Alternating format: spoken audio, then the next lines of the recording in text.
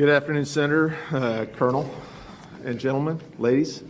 My name is Phil Waldron. I'm a retired Army Col, 30 years. Spent the first half of my career, just like Colonel Mastriano here, as a cavalry officer conducting armed reconnaissance, counter-reconnaissance.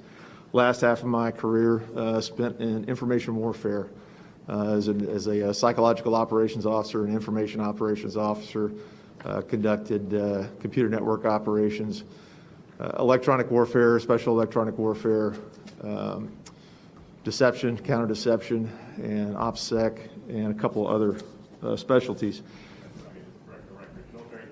Sir, sorry.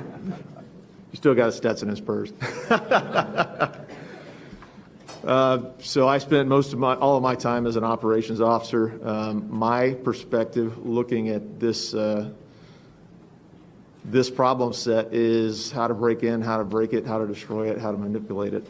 And my team has been researching this specific issue since August, but we're working with another team that's been intently working on this problem set, the voting machine manipulation, for 2 years, since the Ted Cruz and Beto race in Texas in 2018 and the Kentucky governor's race, where there were significant anomalies observed.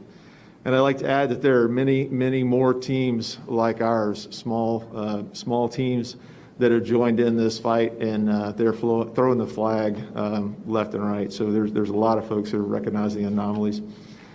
The voting systems in the U.S. And in Pennsylvania were built to be manipulated. They've been used in elections around the world and stolen elections around the world in Venezuela, Italy, Argentina, Singapore, Bolivia as close as 2 weeks ago.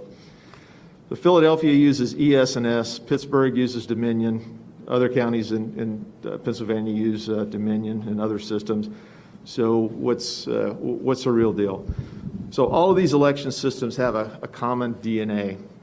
SGO Smartmatic sold Sequoia voting systems to Dominion in 2010, and then the Diebold company spun off Premier Election Systems to Dominion as a result of an antitrust suit. So the bottom line is that these systems have similar code and similar functions.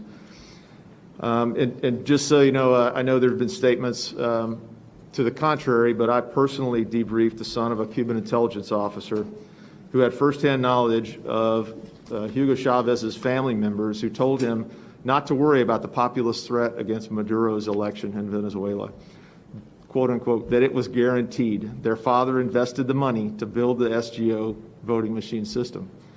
So I have no reason to doubt this gentleman. He's sworn an affidavit to this effect. But that's the root of the SGO voting machines. So these systems are not what you've been told. They are connected to the internet and servers outside of the U.S. They're connected from top to the bottom in the middle. There is no transparency, as our previous witnesses mentioned, as to how the voter information is processed, how and where it's stored. The voting record is able to be modified and or deleted by operators, administrators, and outside threats. Operators can assign votes for write-in ballots, blank ballots, or error ballots in large numbers so that they can be directed toward one candidate or another at the operator's or supervisor's discretion. And many experts have published how easily these machines can be hacked to manipulate votes. As a matter of fact, one of our white hat hackers previously discovered a malware that's present on the servers that captures every login and every password of every operator down to the precinct level that logs into one of these systems. That's just like giving the password to your bank account out, putting it on the dark web. It's not going to be there very long. And just so you probably are all aware, on 30 September, an election storage facility was robbed in your state. 30 USB devices were stolen and a laptop. Those USB devices more than likely had encryption devices, and you've just heard another previous witness talk about the non-standard use of the USB storage devices. So these systems, in a nutshell, allow authorized and unauthorized users to cancel votes, shift votes, preload votes, vote blank ballots, all in real time and in large numbers. They're connected from the top to the bottom. So one bad actor or a team of bad actors can have equally negative inputs. It's been described by another person in another state that we're working with, just like the lotto. Whoever organizes the lotto is always going to win. It's controlling the numbers and it's controlling the margins. Our experts and other academics believe that up to 1.2 million Pennsylvania votes could have been altered or fraudulent. This is what we discovered in the last 22 days. Really, only a detailed forensic analysis of the actual machines and software will truly show how many Pennsylvania citizens have had their civil rights violated. So to use these type of machines with little or no audit trails, little or no transparency of how the votes are processed, where they go, where they're stored, will never leave the public satisfied that we truly have a representative democracy. I'd like to correct something the mayor said. I am not a statistician. I'm a combat officer and didn't do well in math. But I can understand the numbers that he put out earlier. Want to share with you one chart. I believe it's in your package. So what our team has done is focused on the spike anomalies, and these are events where a numerical amount of votes are processed in a time period that's not feasible or mechanically possible under normal circumstances. I believe Greg Stenstrom mentioned earlier the processing of these ballots through machines. There's a manufacturer specified rate of speed that a number of ballots can be imaged and processed. These spike anomalies in this chart really show where for us to look forensically to actually determine what happened with these votes. Our team has looked at these systems, and there are a dozen ways to interdict the voting process in these issues, whether it's mail-in ballot manipulations. They can scan and allocate votes, blank votes, whether it was 70,000 votes left in the back room. There's just lots of ways to interdict these systems.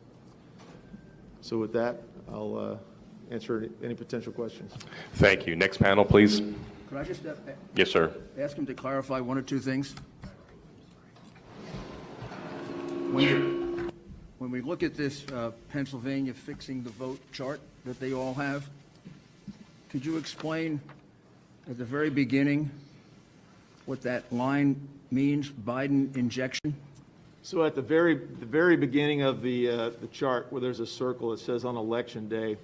What that indicates is there is a spike in loaded votes, 337,000 plus or minus of some votes that were added in there in one big batch.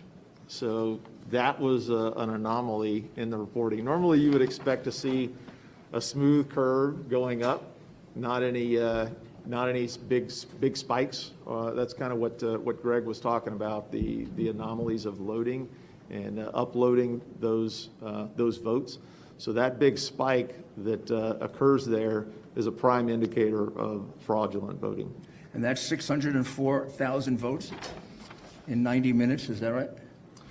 Correct. This is 337 votes, 337,000 votes in that period of time. Yes. And when you look at this entire curve with all these spikes, can you calculate how much of a vote that accounted for Biden and how much for Trump? Close to 600,000. I think our figures were about 570 some odd thousand that all those spikes represent over time. For Biden? Correct. And how much for Trump? I think it was a little over 3,200. How about that? Now, just to go back to your original document, this one pager that they all have. Mail-in ballots counted without being observed. Those are the ballots we were talking about that were not observed in Allegheny County and in Philadelphia. Correct. Is that right? 682,770. Now, this is the part that is a mystery. Mailed ballots sent out, 1,823,148. But when you go to the final count of the vote, there are 2,589,242 mail-in ballots. What happened? How do you account for the 700,000 mail-in ballots that appeared from nowhere? So our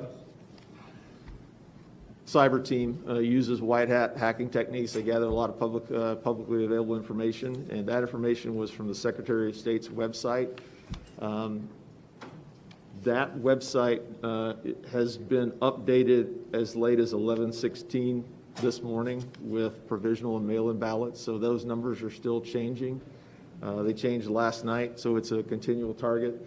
This is 22 days after the election. That number, the 2.5 million number is no longer on the website.